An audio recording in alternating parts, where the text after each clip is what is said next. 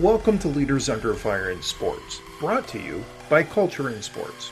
This is where leadership decisions, organizational culture, media pressure, and legal realities collide.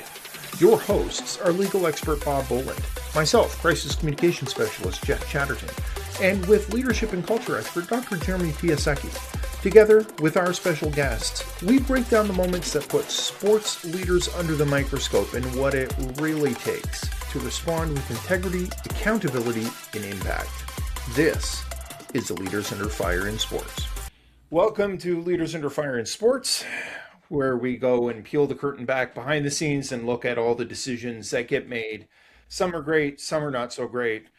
We are joined, as always, by the good Dr. Bob Boland and the ever even better Dr. Jeremy Piasecki. Bob, you said something really interesting as we were getting onto the call. You said there's, I want to talk about that just for a minute. The whole nature of the coaching relationship. It used to be that you could do whatever you wanted as long as you won, right? I mean, Bobby Knight was throwing chairs onto the floor. He was acting like an absolute jerk. There's legendary stories that are out there of, coaches behaving badly. You can't get away with that anymore. And you said something that I want to delve into a little bit more. You said there's only two types of coaches anymore: those who have been investigated or those who will be. What do you mean by that? That's a paraphrase of Lou Holtz, who said there are only two kinds of coaches: them that's been fired and them that's gonna be. In this way, I think in the modern world, coaches, and we can extrapolate that out. We can talk about CEOs, we can talk about anybody in leadership, is going to end up having their approach questioned under some official challenge, whether that's an investigation, whether that's a review, whether that's a lawsuit. We're all living lives that are under examination a lot of the time. And sometimes these come suddenly, sometimes they come with warning, and sometimes they come because you've known about it for years and nobody fixed it. They figure they've gotten away with it this long. But I think I see a lot of innocent people who are good and caring coaches who are getting called up and accused, sometimes falsely, sometimes partially realistically, and sometimes in an amplified way. And are under investigation, and that is a very difficult position. But I would say this, and it kind of goes back to something I once wrote about a long time ago. When you find yourself in a hole, stop digging. Now, I didn't coin that phrase. That's kind of been referred to as the first rule of holes. Don't make it worse, don't make it deeper. But like a zebra on Mutual Omaha's Wild Kingdom caught in a net, people tend to thrash in those moments. They lash out. And in almost every case, like we've talked about, they make it worse, or in many cases, they make it worse. Jeff, we know a lot of your business is about how you make it better. And so the topic for today, fresh in my mind, fresh from what I'm doing in my regular life, is how do you hold it together and not make it worse? How do you go through a difficult period in your life, a difficult period of questioning, and not make it worse? And I think the one thing I've learned from the years I've put in this space, there are some clear things that you can do and not do to make it better, and certainly not make it worse. So that's our topic that I throw out to the two smartest people I know, the two people who have the most experience in this space. Oh yeah, that's you and Jeremy. So even though Jeremy's an evil doctor, or Jeremy twice. Yeah. Let me ask you both though. All right, if you had to pick a side, is coaching the state of coaching in 2026? Is it better or worse than it was in 2006? Well, I could probably best answer that from a coaching perspective. So I coached for a very long time. I actually started coaching when I was a young teenager and continued coaching on till about 6 years ago. And so I would err on the side of it's actually better now as a coach. And the reason is because a lot of those opportunities where you could potentially start blurring the lines and start doing things that you shouldn't be doing as a coach. Those opportunities are less and less now. Because of social media, but because everyone has a camera, because everyone can communicate at lightning speed as opposed to before. If you didn't hit a newspaper cycle, a lot of things were forgotten about and ignored. So I think that leads to more trust. I think that leads into coaches doing the right thing more often because they are afraid of the fallout as opposed to actually doing the right thing. And I think there's a lot to go on that because coaches, like assistant coaches, athletic directors, athletes, and support staff all have more of a say than they potentially did before. Okay, so Jeremy's saying it's better because of the increased accountability. Yes. All I'm right. going to agree with Jeremy, and I'm going to tell you why it might be worse. Uh, I think everything Jeremy said is exactly correct. What's frayed in this moment is the expectation of the athletes and the people around them. Mm-hmm. The expectation now, and we've seen it since NIL has become an issue. We've seen it in youth sports when scholarships are at issue, when excellence are at issue, as is that the intensity of parent relationships and the weight of expectation on kids has grown dramatically in that period of time, probably exactly that period of time. The second piece of it, when you think about it, that's made it worse, is that we've added money to the equation. Even if it's not directly an incentive, we've put it in the mix now in the high school ranks. We've put it in the mix in the college ranks. I'm not bragging on this because we got paid hourly, but we did the largest. Our firm did the largest high school NIL deal in history. Now we worked for the school, but we put a player in a school with his family kind of uprooting to come there with a creation of a collective and about $800,000 of total value in the deal.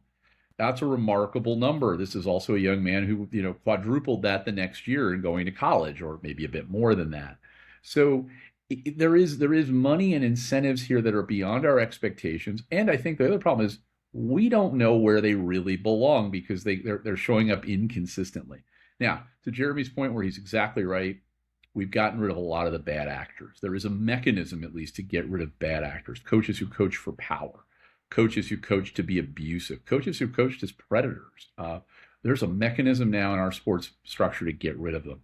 But at least in terms of how we've complicated the message, how we've placed coaches at risk, it's a lot. It's pretty treacherous in some way. And I'm always reminded of this joke that Bear Bryant, the legendary Alabama football coach, Shug Jordan, a legendary Auburn football coach, were in a boat with a young coach, and they realize they've left the beer back on the dock, and Bryant gets out of the boat, walks across the face of the water, and brings back the beer.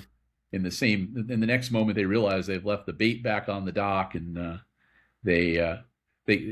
Jordan gets up, walks across the face of the water, and returns to the boat. And the young coach, motivated, says, "I have to try that," and he falls slack dab in the water. And Jordan says, "Don't you want Bryant to tell you where the rocks are?" And so, to some degree, our goal in this conversation is to sort of share where the rocks are, and how not to make it worse, and how not to get wet and fall in the water like that young coach. And that's the advice you give, Jeff. That's exactly what you do with your clients. You've advised people on everything from deaths in amusement parks to diseases in a region to I was about to say the Challenger disaster, but you're much too young for that. But I remember the Challenger explosion. I was going to say I was going to say the BP oil rig issue and other things. You've dealt with clients and their expectations, so you're an expert in messaging, and you know what the drill is. It's don't always proclaim your innocence at the beginning. Try to find out, and don't fight everything. Don't be the zebra in the net. Try to figure out how to act and how to act with compassion. I'd like to tee you up on that, Jeff. What's corporate advice?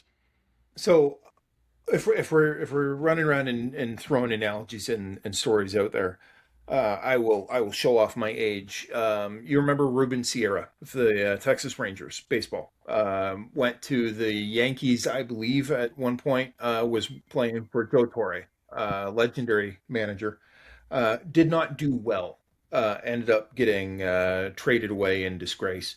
And when they asked him about his relationship with Joe Torre, Sierra's response was, "Oh, he only cares about winning." As if that was a damning thing. And he was absolutely ridiculed for making such a ludicrous statement because that's exactly Joe Torre's job. Now, the difference is Joe Torre is professional. He's in professional sports. He's dealing with people who don't get paid to have feelings. He's getting paid to produce results. Shy of doing anything illegal or against the rules, and even sometimes against the rules is just fine. That's his role. That's not the role that coaches and the vast majority of coaches today have, and certainly not anymore. And it gets even more complicated because Bob is exactly right. We're dealing with huge amounts of cash, money. If this wasn't professional sports before, it's awfully close. And so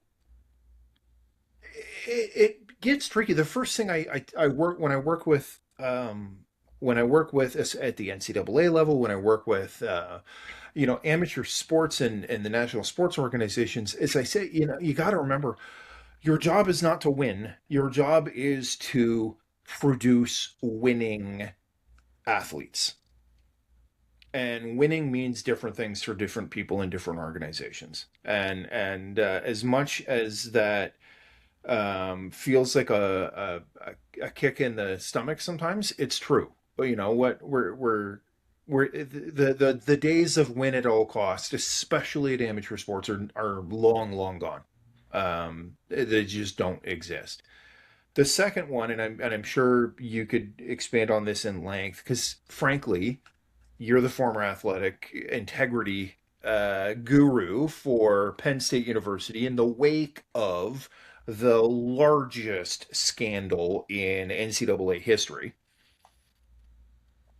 The second rule I tell them is when you're presented with a shovel, stop digging. You know that it's you're absolutely right. And the tendency is to get defensive. The tendency is to deny, to extrapolate your innocence. I'm a big believer in communicating honestly, communicating openly, telling them, what's happening and what's going on.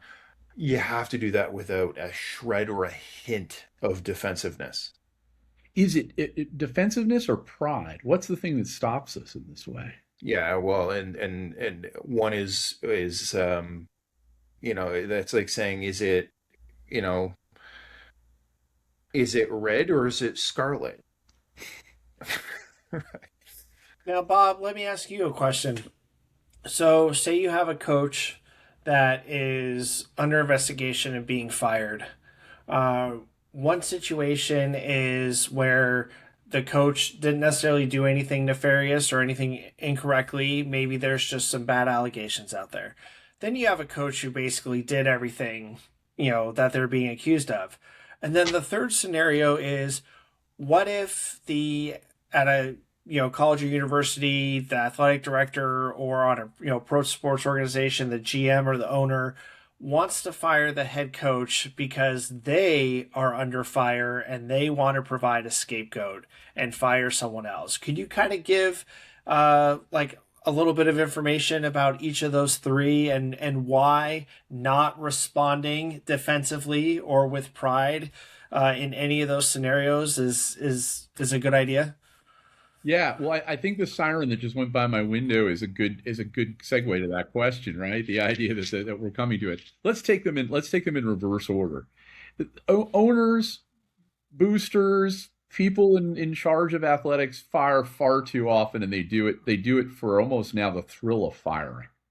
Oh, I have to fire that person, and I don't really care if they were really good or I went through the process. They didn't do something for long enough that I wanted done, and I wanted the joy of firing them.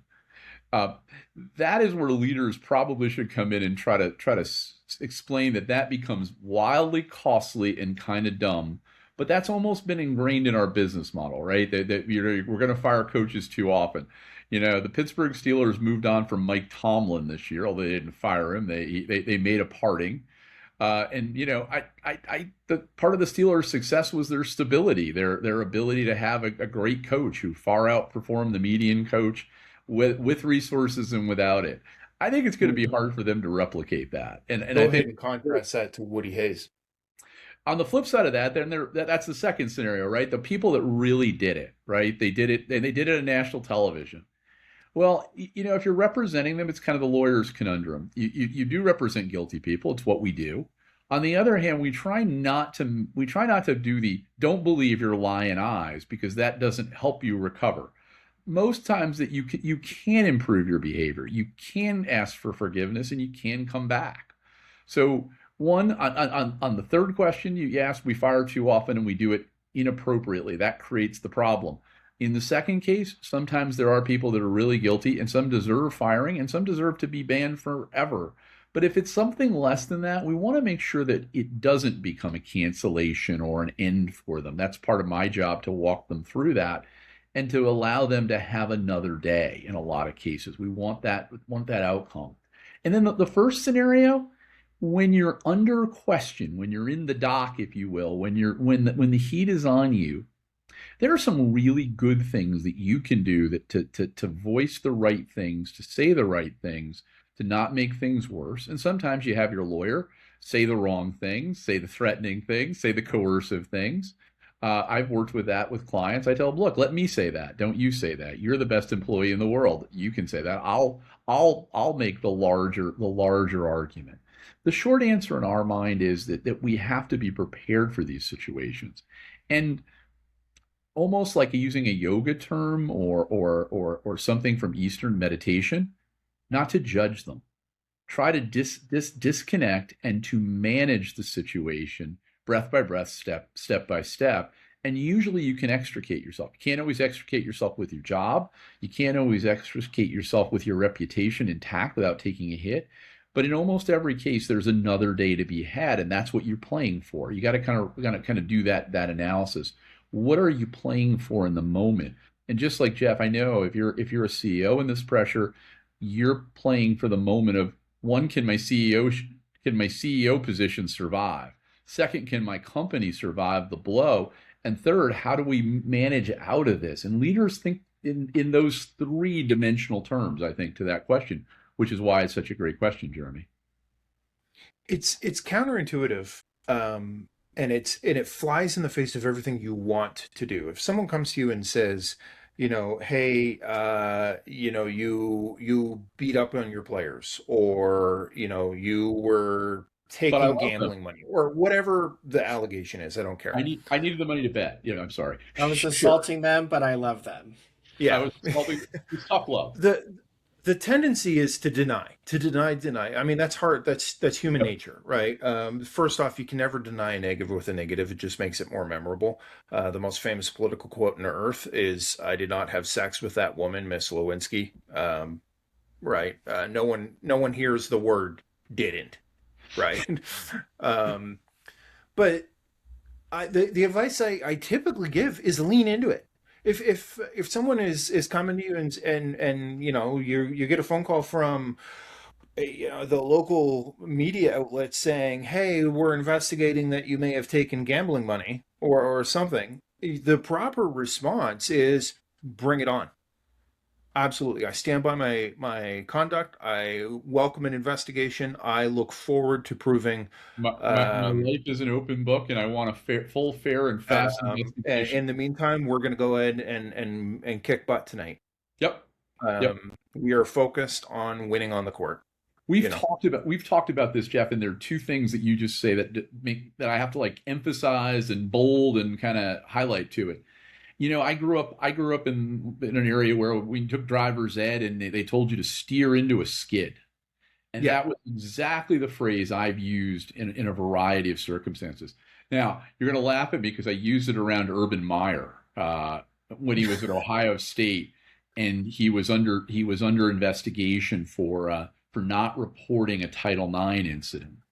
And his reputation, if Urban had ever believed into steering into the skid, embracing both the problem and the solution, his life since would have been smoother. Now, on the flip side of that, he's won a couple national championships and coached a pro team, but he got fired from that. I was going to say, how'd that pro team gig work? Yeah. It didn't go well. We all get promoted above our level sometimes.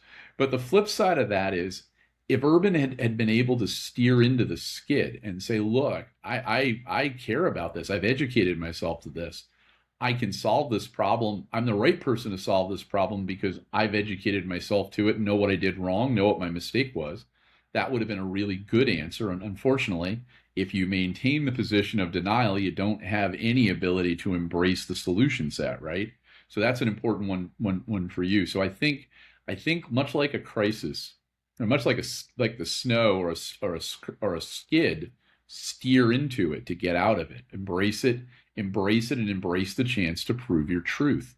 It also gives you a chance to put the truth in your most favorable light. So I think that's an important piece. I think the other place is that denial, again, as you say, is if there is an element of truth, it makes you look worse as a result of this. And so that's a really important piece of the puzzle. Well, you're brilliant. There are times, it's not at all uncommon, where the allegation is because the head coach is a public figure. They have an increased level of accountability, an increased level of public scrutiny, and they get arrested for something, failing to stop at the scene of an accident or something, speeding tickets. Like there are times when you kind of just have to lean into it and go, yeah, made a mistake. Obviously, I can't be doing that. That's not the kind of example I want to lead. I gotta take my lumps on that. I gotta pay the fine, and I gotta move on. And at the end of the day, the public is going to go, you shouldn't have done that, and moving on. Yeah, well, the public. Do you think that if Urban Meyer did that? Sorry, go ahead, Bob. Yeah, Urban never did that, right? He never did. No, that's what I was saying. Would he still be coaching pro sports if he actually steered into the skid? Maybe. That team looked pretty good this year, finally, after a couple of years in a coaching change. See, I'd argue that Urban Meyer's problem was that he kept making skids. Yeah. No, of course. But if he would have actually did some self-reflection and been like, how can I, better lead this organization? How can I do it instead of it's my way or the highway? How do I adjust to the group that I am coaching? And that's part of being a coach, is adjusting your strategy. And I don't think he ever did that. It was always, he knew the best and it was his way. And I don't think he ever drove into the skid because he was like, I don't care that I'm skidding around or sliding or anything else. Well, let's take Urban out of that, Jeremy. Let's ask the question of how many people never notice they're skidding and then keep skidding and turning the wheel into it. So exactly. Yeah. You know what we call those people? The owner of the New York Jets. Oh yeah. Oh God. As a Jet fan, I totally understand that.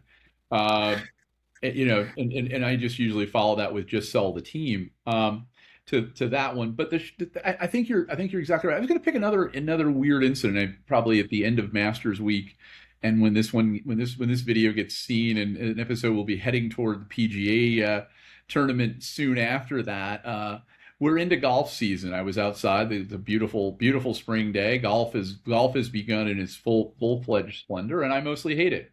It's a silly game, and but people care about it, and it takes on a lot of bad. Maybe in addition to being enjoyable to play, it takes on a lot of bad kind of tropes that go with it. But last year, Scotty Scheffler, who was at the time the best golfer in the world, got himself into some trouble with a police officer, maybe an overzealous police officer, and got himself arrested, handcuffed, and put in jail for trying to drive around a police barricade at a tournament. Mm-hmm. it was in the end of the day not a lot of harm as it went, and I think maybe the police officer was a bit overzealous. Imagine that, but the short answer was it was a challenge for Scheffler, and he had an ability to steer into it. He didn't exactly in the moment. He probably could have done a bit more, but it became a one day story. How do you turn something from being a 1, 2, or 3 day story into making it news forever? That's for you, Jeff, because that's your job. Yeah, I remember this. I remember. I mean, there are two factors at play. The big one that we can't even don't have time to even get into is that Scotty Scheffler had to make a withdrawal from the credibility bank, but he had a huge surplus in the credibility bank to start with. Everyone liked Scotty Scheffler. He's one of the nicer guys on tour. He was squeaky clean. He was a good guy. He was a good golfer. Compare that to Tyreek Hill gets arrested outside a Miami Dolphins game, right? There were, probably similar circumstances. Overzealous local police officer. Very different narrative. Because Tyreek Hill is not a good person. So And so automatically they're starting it from a different starting point. Scotty's response was, if you recall, it was an elegant blend of this is what I did, this is why I did it. I would probably do it again. I feel bad that that was misconstrued. I don't want to do anything bad. This is where I was going at the time. Like it was a plausible explanation. He kind of thread the needle between uh screw you all and apologizing without being apologetic. a, but not a blanket denial, an explanation. You know, no, 100%. It was on video. You've articulated two things that I think are worth kind of noting again in the same way. In addition to steering into the investigation, to the inquiry, we probably have to treat it with some equanimity, but we also, I think, in the same moment, have to make allowances that other people would see it differently. That was Scheffler. He was able to explain what he did and allow other people to see it differently. And I think you did one more thing, and you said it is, look, there is some acknowledgement of who you are, and maybe you need to make sure you're living your life in the moments you're not in the not Yeah. in the vice, if you will, so that you have a credibility bank. Everybody has to kind of understand that when you're in a leadership role, that really your first job is maybe to build a credibility bank. On on that note, right? Concluding thoughts, Jeremy. Credibility And bank. Do you have any? Right. well, so I have plenty of thoughts about a credibility bank, but speaking of a credibility bank, what if there is a leader that's under investigation and they're obviously not steering into the skid and they want to sit there and blame like potential victims or the actual victims of what it is that they're being accused of? Do you have any recommendations of not necessarily for those individuals, obviously, because we don't want to give them the cheat code of how to get out of something. But there's a lot of victim blaming. And the reason that that came to mind was when we spoke about Monica Lewinsky earlier. There was a very huge power dynamic that was involved. And I'm pretty sure that if she didn't comply with what was being asked of her, she probably would have been let go real quick. And there's a lot of other things that were at play there. So if is victim blaming by a coach, where does that leave the credibility bank? Well, I'll tell you where it leaves the coach, which is unemployed. Yeah, it's just never going to work. Um, Bob, we'll wrap things up with your thoughts on the issue. Stop digging holes. Steer Yeah, into the skid. when they hand you the shovel, don't dig any deeper. And when you Yeah. know you're in a hole, stop. I want to bring up our last segment today, and I think this is maybe a feature. And I'm stealing it from the best of sources. I'm stealing it from the 1980s and 1990s TV show Saved by the Bell. Saved by the Bell, which gave us Zach Morris and Elizabeth Berkley and Tiffany Thiessen and Mario Lopez, most of whom have made some regrettable choices in their own lives as an adult too. But they showed us teen life. I'm a little older than they are in real life. You're probably about right on their age, and Jeremy, you probably watched them growing up in Cali, so where they were set. So we probably have a slightly different perspective. But they did an episode on that show that I thought is one we should replicate and do each week. What they should have said theater. And leaders under fire probably should always, after they get done making the ridiculous first statement, probably should have a what they should have said theater version. So each week, as we do these shows, or in each episode we do these shows, we'll take some suggestions for what they should have said theater. But I think today the one question is we were thinking about talking about the head of the IOC, Christy Coventry, the fairly new head of the IOC, who just went through her first Olympic cycle. And one of the things that she did, a topic that Jeff and I are decidedly on different sides of, but for slightly different reasons, Coventry managed to get on the wrong side of both of us in that moment. And Jeff, you had some thoughts on just Christy Coventry and her ability to communicate. Yep. And I look forward to getting into that in detail. We can those are one of those subjects that's probably better if we don't come with any notes. We just crack open a 6-pack beforehand and sit there and go, all right, listen, this is what you should have done. Right? Isn't that the show anyway? I mean, that's what we're doing. This armchair quarterbacking on Monday. Here we go. I love it. This pod is what I should have said. Now, each week we could come up with a different idea, but I mean, yeah, Christy Coventry is, and her stand on trans athletes managed to offend Jeff, who is opposed to the idea. It managed to offend me, who is somewhat in favor of the idea with certain controls. And if Jeremy was in earshot and had any opinion, it would have offended him too. So our first what they should have said episode is Christy Coventry, and maybe you should have kept your mouth shut entirely on this one. But we're in an interesting world. There are so many nominees for this as we go each week. Melania Trump. I do not know that Epstein, despite the video evidence. I have never heard of that man, Miss Lewinsky. The problem is our public life gives us so many ideas to talk about in this area. But I'd like to come back to this in our future episodes and the future version of the pod, is to what they should have said theater. And that should be kind of our hallmark, because our goal when we review these questions and we try to give leaders some way to succeed, we need to tell them what they should have said. I'm going to say goodbye on this episode on behalf of Jeremy and Jeff. I have to go run and tell a coach what she should have said in her interview and now work on a statement. So here I go to go do that. So off to the wars again. If you've listened to us and enjoy us, please let us know. Hit us up on social media. Get to know us and find our podcast everywhere you find a podcast. Leaders Under Fire in Sports with our friends at Culture in Sports. It's Bob, Jeff, and Jeremy for today. You've been listening to Leaders Under Fire in Sports by Culture in Sports. These moments under pressure don't just shape headlines, they shape people. They shape organizations and the cultures they leave behind. Thanks for joining me. I'm Jeff Chatterton, joined with Bob Boland and Dr. Jeremy Piasecki, and our special guests as we've examined what leadership looks like when it truly matters.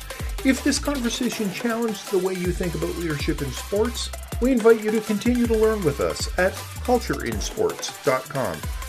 Because influencing positive change starts with how leaders respond when they are under fire.